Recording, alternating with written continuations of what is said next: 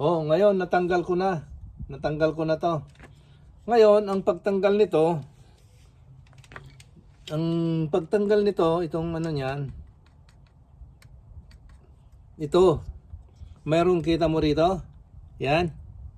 Pakita ko sa iyo. Ayun, merong biyak dito. Meron din biyak dito sa ilalim. Tignan mo yan, iganon mo lang konti. Ganon. Huwag mong masyadong i-press kasi kung masyado mo na maibaba, baka mabali, hindi mo na may balik. Ayun, pagka ganyan na i-press mo lang na pag ganon. Pag ganon ka. Yun. Pagka naibabaw na dun sa lock niya, iganon mo na lang. O, yun. Yan. Ayun, detanggal na. Ngayon, testingin naman natin bakit parating may beep.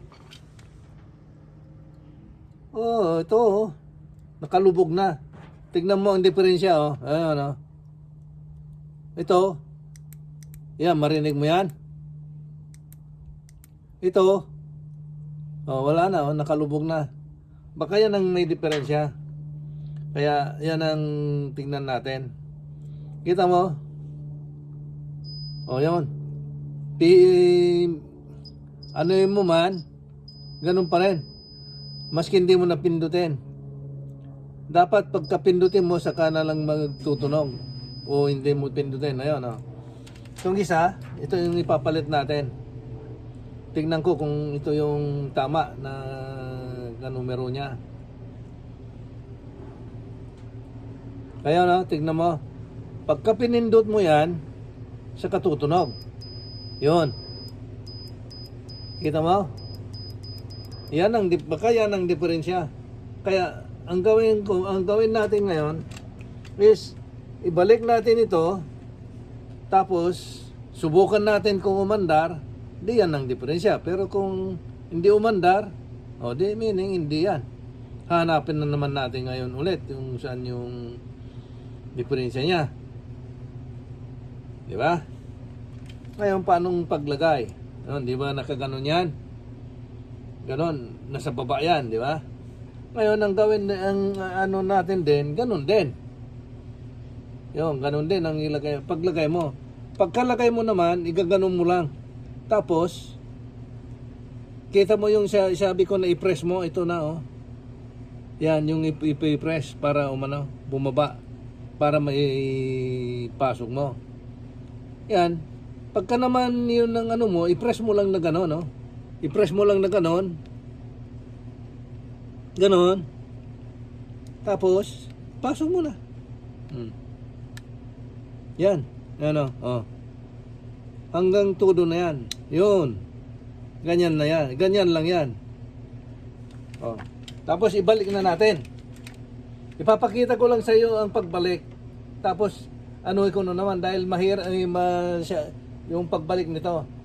Ito naman, mo, taas mo ito. Ito, ayan. Oh, ganon. Di ba sabi ko yung tornilyo dyan? Kasi merong, dito, nakakabit dito, itong mga ito, tainga niya. Yan. Iganon mo lang. Tapos ito, meron ding tainga dito. Isabit mo na dyan. Para, yan, ipasok mo yan dyan. Ito, ipasok mo dito, ipasok mo ito dito, doon sa may pindutan dyan, sa na yan, pula na yan. Pagka naipasok mo yan dyan,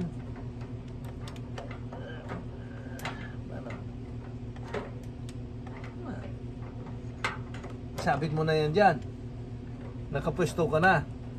Ngayon, ito naman ang ipupwesto mo. Ngayon, pagka naipwesto mo yan, yun, ayos na. Maglalagay ka na lang ng tornilyo, ibabalik mo na itong mga ito, ayos na. Kabit natin yung tornilyo niyan.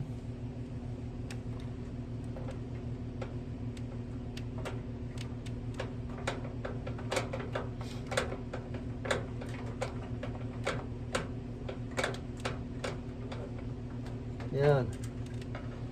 Tapos dito.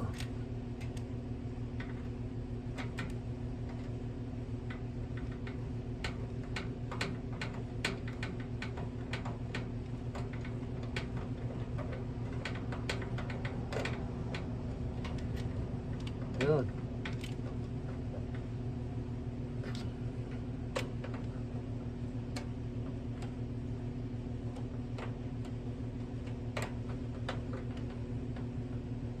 Ayan.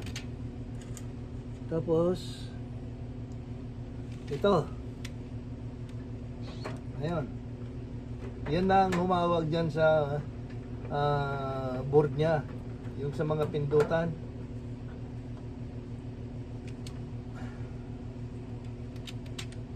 Ngayon, sabi natin kanina, di ba ito ay parating may tunog. Ito. Ngayon, subukan naman natin ngayon kung mayroong pang tunog. O, ito wala na, di ba? Walang tunog. O, yun. Umandar naman. O, yun. Subukan natin ulit. O, wala. Isirado natin. Yun. Oh, okay. Baka yan na ang diferensya. Kaya kasi dito sa mga pagka uminit hindi ayaw uminit. Pero ito ayaw, gusto namang may display. Kaya hindi niya alam kung ayaw uminit o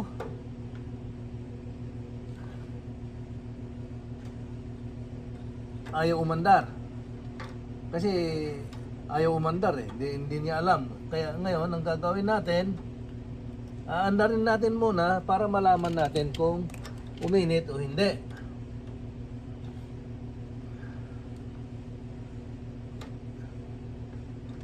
O ngayon, ilagay na natin, huwag kayong magte-testing na hindi nakakabit yung takip. Dapat nakatakip yan pagka mag-testing kayo. Kasi parang safety. Kung ano man ang mayroon dito o ano man ang mangyari, at saka isa pa may radiation. Yung sinasabi nilang radiation. Kaya mas maganda na takpan muna natin bago tayo mag-test ulit. Bago natin andarin. Pero ito posible. Kasi testingan natin ulit to.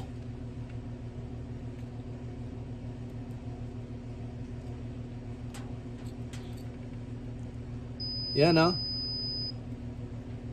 pindutin mo man o hindi, ganun din. Ganun pa rin.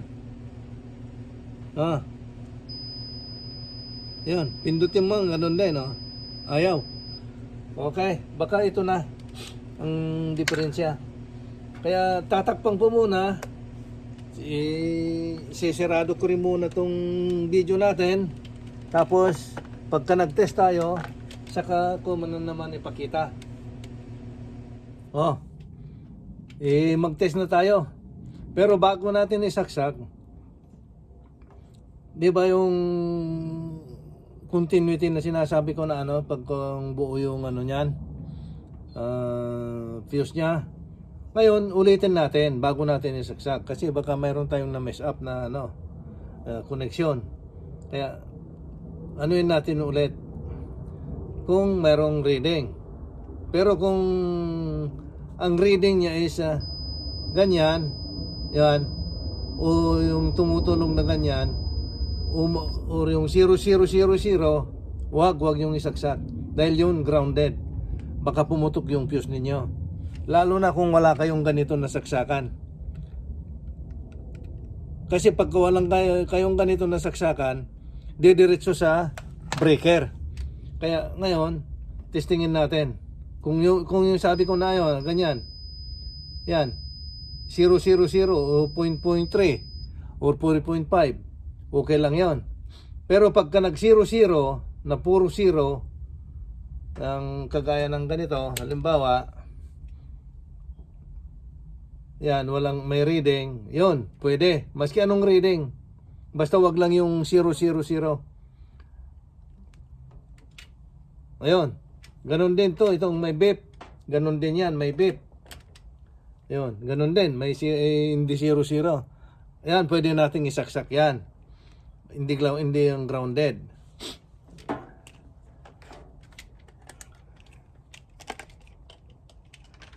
Pero yung sinasabi ko na na saksakan na ganito, yan ang pinakamaganda na mayroon kayo para hindi dumiretso yun sa Kung halimbawa may diferensya, magka-diferensya, hindi didiretso sa breaker. Dito muna ang papuputukin niya yung fuse niya. Ngayon, isaksak na natin, ha? Pero hindi ko alam kung makita natin na may display. Ayan, hindi ko makita kung may display. Dahil masyadong maliwanag. Ayan, Ngayon, ito, basa to, ha? Ito, basa. Hindi ako gumagamit ng Kung minsan, gumagamit na ako na yung tubig na nasa cup. Pero sa akin, hindi pupunta pa ako doon. Ngayon, tingnan natin kung umandar.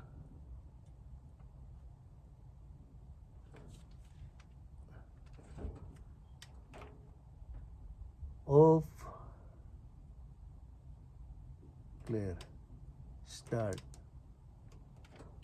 Oops, hindi pa pala naka-on ito.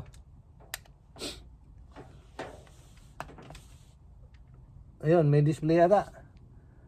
Ngayon, i-on na natin, tingnan natin kung pwede. Ayun. Maririnig nyo? Ayun. May ilaw na, Yun. Yan, sabi niya meron daw display. Pero ayaw umandar. Ngayon umandar na. Ayan, kita mo yan? Yan, umiikot na yan. Yan. Ibig sabihin, ayos na. Ayos yung ginawa natin. Palagay ko, Kung uminit, ayos na yung ginawa natin. Yan. Yan, kita nyo? Tingnan natin kung ayos na to. Hanggang sa mag-off. Yan, pagkatahimik. Bago pa to. Kaya lang yung sabi kong mayari na hindi daw umandar. Mayroong kuryente, may display, pero hindi umandar. Yan, tingnan natin. Oh man, it's hot. Look, kita mo? Kikita niyo yung usok. Yun, ulitin natin.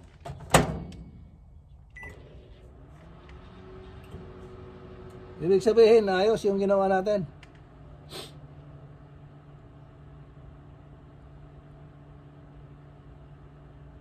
Ang lakas. Ang lakas pa rin ito. Pero 1 minute lang, napainit niya ng gusto. Yun, umusok. Yun, kita mo? Init. Yan. Kaya yun, sabi ko na pagka walang kuryente ay mayroong display pero ayaw umandar. Yung, di ba yun sabi natin banda rito, nandito yung magnetron, nandito yung motor, nandito yung capacitor at saka diode. Pagka ayaw uminit, isa sa diode, sa capacitor, o yung magnetron.